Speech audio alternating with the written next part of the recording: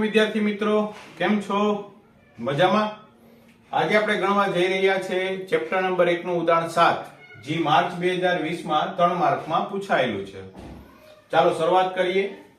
એક electron 2 × 10⁴ newton પર કુલમના નિયમિત વિદ્યુત ક્ષેત્ર, એટલે આપણે વિદ્યુત ક્ષેત્ર લખી નાખ્યું.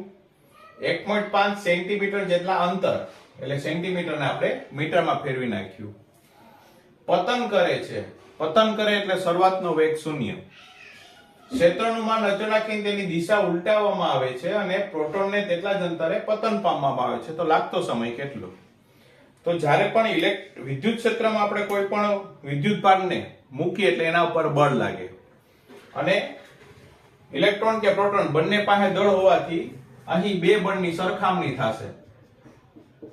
પહેલું થશે 11મા ધોરણ પ્રમાણે Ma અને 12મા ધોરણ પ્રમાણે QE. એમાંથી હું A ને કરતા બનાવું એટલે EE ના છેદમાં M. સ્મોલ e છે એ વિદ્યુત ભાર માટે અને કેપિટલ E છે વિદ્યુત ક્ષેત્ર માટે. ચાલો હવે આપણે 11મા ધોરણનું બીજું ચેપ્ટર નિયમિત અચળ પ્રવેગી ગતિના સમીકરણ, એમાંથી બીજું સમીકરણ આપણે લેવાનું છે. D બરાબર ut પ્લસ 1/2 at². હવે પતન કરે છે એટલે શરૂઆતનો વેગ 0,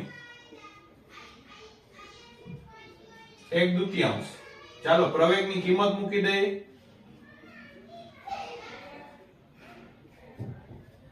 સમયને કરતા બનાવીએ.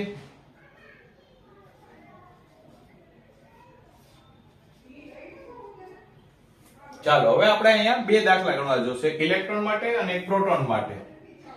અહીં આપણે વર્ગને દૂર કરીએ. ચાલો પહેલા આપણે ગોતશું ઇલેક્ટ્રોન માટે. તો Te 2 અંતર, ઇલેક્ટ્રોનનું દળ, વિદ્યુત ભાર અને વિદ્યુત ક્ષેત્ર. ચાલો કિંમત મૂકી દઈએ. 2 1.5 10⁻², ઇલેક્ટ્રોનનું દળ, વિદ્યુત ભાર અને વિદ્યુત ક્ષેત્ર. ચાલો સૌથી પહેલા આપણે ઘાત કરી લઈએ. -19 + 4 એટલે -15. -15 ઉપર જાય એટલે +15. 31 ને 2 33. તો -33 + 15 18 એટલે આવશે 10⁻18. ચાલો આનું કરી નાખીએ. 2 × 1.5 × 9.1 ભાગ્યા 1.6 અને ભાગ્યા 2 8.53. -18 નું વર્ગમૂળ થઈ જશે -9 અને 8.53 એનું આપણે વર્ગમૂળ કાઢશું એટલે 2.92. તો આ જવાબ પણ ચાલે અને 2.92 નેનો સેકન્ડ પણ લખી શકો.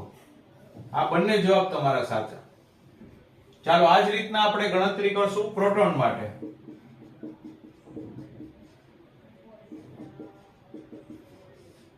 બે અંતર, પ્રોટોનનું દળ, વિદ્યુત ભાર અને વિદ્યુત ક્ષેત્ર. ચાલો કિંમત મૂકીએ. 1.66 × 10⁻27 વિદ્યુત ભાર અને વિદ્યુત ક્ષેત્ર.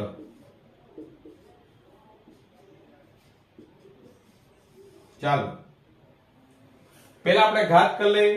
-19 + 4 એટલે -15, ઉપર જાય એટલે +15, 27 ને 2 29. 15 - 29 14.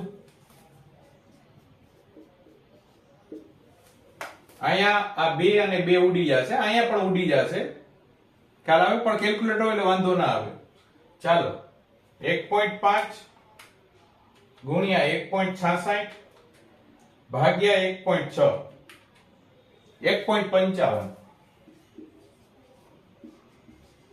એનું આપણે વર્ગમૂળ કાઢશું એટલે આવશે 1.24 અને -14 નું વર્ગમૂળ થશે -7. ચાલો અહીં સુધી પૂછાય. હવે બે MCQ. તો કયા કણને વધારે સમય લાગશે? તો આપણને ખબર પડી જાય કે પ્રોટોનની ઘાત ઓછી છે પણ ઋણમાં જેમ નાનું એમ મોટું, અને ઇલેક્ટ્રોન પાસે -9 છે તો જેમ મોટી એમ એની વેલ્યુ નાનકડી. તો આપણે અહીં MCQ માં થશે TP અને TE. આ પહેલો MCQ. અને બીજો MCQ આપણે આની ઉપરથી કરી શકાય. પ્રવેગ ચલે છે 1/10 દળ, ઇલેક્ટ્રોન પ્રોટોન, તો અહીં વ્યસ્ત પ્રમાણમાં આવશે પ્રોટોન અને ઇલેક્ટ્રોન. ઠીક છે બાળકો, આત્મવિશ્વાસ સાથે ગણતા રહેજો. ખૂબ સરસ સારા માર્ક આવશે અને જવાબ પણ પ્રોપર આવી જશે. Best of luck. Hari Om.